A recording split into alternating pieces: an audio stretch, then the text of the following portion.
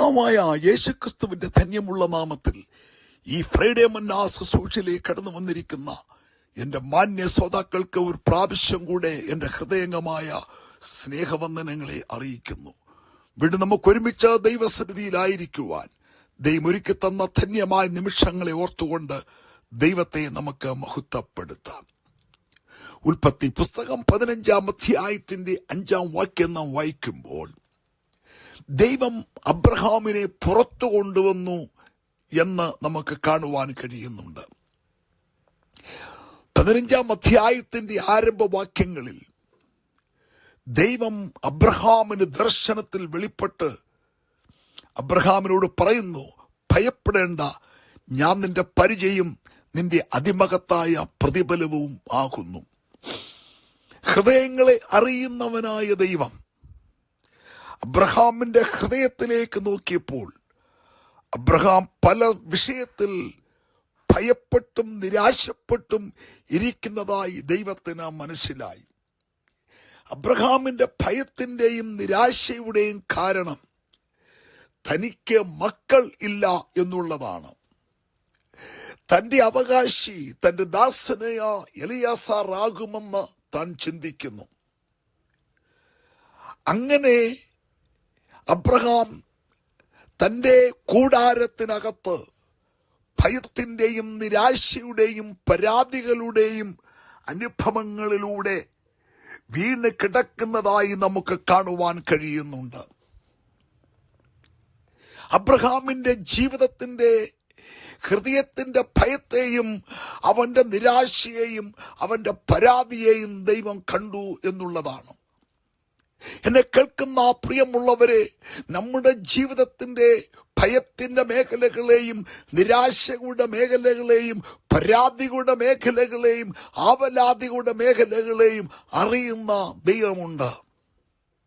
ആ ദൈവം നമ്മെ കൈവിടുന്ന ദൈവമല്ല. ആ ദൈവം നമ്മളോട് അടുത്തു വരുന്ന ദൈവമാണ്. ജീവിതത്തിന്റെ പ്രതിസന്ധികളുടെ നടുവിൽ നമ്മെ ഉപേക്ഷിക്കുന്ന ദൈവമല്ല നമ്മുടെ ദൈവം. നമ്മുടെ കരത്തിന് പിടിക്കുകയും നമ്മളെ ആശ്വസിപ്പിക്കുകയും ചെയ്യുന്ന ദൈവമാണ്. 46-ാം സങ്കീർത്തനം 1-ാം വാക്യത്തിൽ നാം വായിക്കുന്നത് പോലെ, ദൈവം നമ്മുടെ സങ്കേതവും കഷ്ടങ്ങളിൽ അവൻ ഏറ്റവും അടുത്ത തുണയാണ്. അബ്രഹാമിനെ വിളിച്ചിറക്കിയ ദൈവം, അബ്രഹാമിന് വാഗ്ദത്തം കൊടുത്ത ദൈവം, അബ്രഹാമിനെ അനുഗ്രഹിച്ച ദൈവം, അബ്രഹാമിന്റെ ഭയത്തിന്റെയും നിരാശയുടെയും മേഖലകളിൽ ദൈവം ഇറങ്ങി വന്ന് അവനോട് സംസാരിക്കുകയാണ്. അബ്രഹാമിനോട് പറയുന്നു, അബ്രഹാമേ, നിന്റെ ദാസൻ നിന്റെ അവകാശിയാകുകയില്ല. നിന്റെ ഉദരത്തിൽ നിന്ന് പുറപ്പെടുന്നവൻ തന്നെ നിന്റെ അവകാശിയാകും എന്ന് ദൈവം അവനോട് അരുളി ചെയ്യുകയാണ്. അബ്രഹാമേ, നിന്റെ വഴികളല്ല എന്റെ വഴികൾ, നിന്റെ വിചാരങ്ങളല്ല എന്റെ വിചാരങ്ങൾ. എന്നെ കേൾക്കുന്ന പ്രിയമുള്ളവരെ, നമ്മുടെ വഴികളല്ല ദൈവത്തിന്റെ വഴികൾ, നമ്മുടെ വിചാരങ്ങളല്ല ദൈവത്തിന്റെ വിചാരങ്ങൾ. ദൈവത്തിന്റെ വിചാരങ്ങളിൽ അകത്ത് അത്ഭുതമുണ്ട്, അടയാളമുണ്ട്, വീരപ്രവൃത്തികളുണ്ട്. ഇല്ലായ്മയിൽ നിന്ന് സകലത്തെയും വിളിച്ചു വരുത്തുവാൻ കഴിവുള്ള ദൈവമാണ് നമ്മുടെ ദൈവം. ദൈവം കൽപ്പിക്കുമ്പോൾ ഉണ്ടാകുന്നു, ഉണ്ടാകട്ടെ എന്ന് പറയുമ്പോൾ അത് ഉണ്ടാകുന്നു. ദൈവം സർവശക്തനായ ദൈവമാണ്. എനിക്കും നിങ്ങൾക്ക് വേണ്ടി അത്ഭുതങ്ങളെ ചെയ്യുവാൻ, നമുക്ക് വേണ്ടി പുതിയ വഴികളെ തുറന്നു തരുവാൻ, നമുക്ക് വേണ്ടി ജീവന്റെ മാർഗത്തെ തുറന്നു തരുവാൻ ദൈവം സർവശക്തനത്രേ. നിരാശയുടെ കൂടാരത്തിൽ കിടക്കുന്ന അബ്രഹാമിനോട് ദൈവം പറയുക, നീയൊന്ന് പുറത്തുവാ, നീയൊന്ന് പുറത്തുവാ.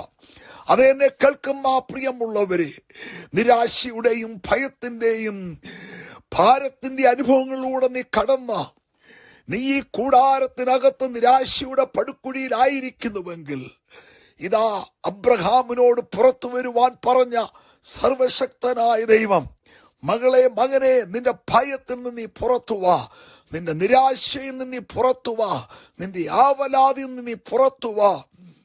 നിനക്ക് വേണ്ടി ഞാൻ ഒരുക്കുന്ന മഹത്വപൂർണമായ വാഗ്ദത്തങ്ങളെ നീ കാണൂ. ദൈവം അവനെ പുറത്തു കൊണ്ടുവന്ന ശേഷം അവനോട് പറയുകയാണ്, നീ ആകാശത്തിലേക്ക് നോക്കുക. നിന്റെ ജീവിതത്തിൽ നിനക്ക് മക്കളില്ല എന്ന് നീ പറയുന്നുവെങ്കിൽ എണ്ണിക്കൂടാതെ വണ്ണം മക്കളെ തരുവാൻ എനിക്ക് കഴിയും എന്നുള്ളതാണ്. നീ ആകാശത്തിലേക്ക് നോക്ക്, നക്ഷത്രങ്ങളെ എണ്ണുവാൻ കഴിയുമെങ്കിൽ എണ്ണുക എന്ന് അവനോട് പറയുകയാണ്. നിന്റെ സന്തതിയെ ഈ വണ്ണമാക്കുവാൻ എനിക്ക് കഴിയും എന്ന് ദൈവം പറയുന്നു.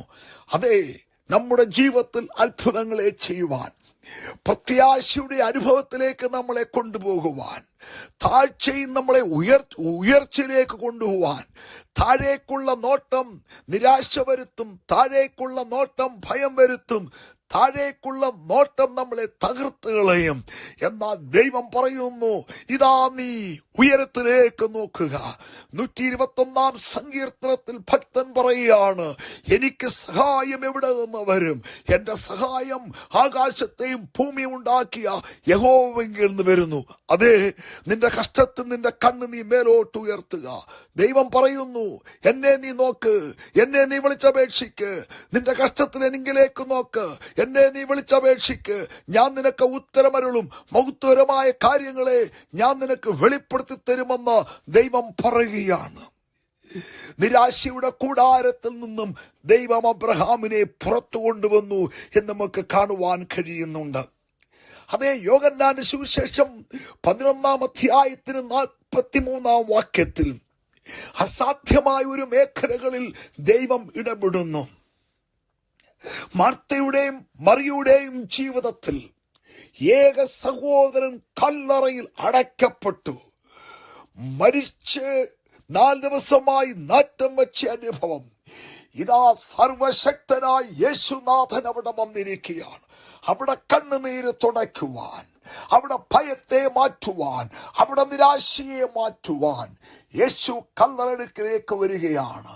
യേശു വന്ന് പറയുകയാണ്, ലാസറേ നീ പുറത്തു വാ. യേശുവിന്റെ വാക്കിന്റെ മുമ്പിൽ ലാസർ പുറത്തു വന്നു എന്നുള്ളതാണ്.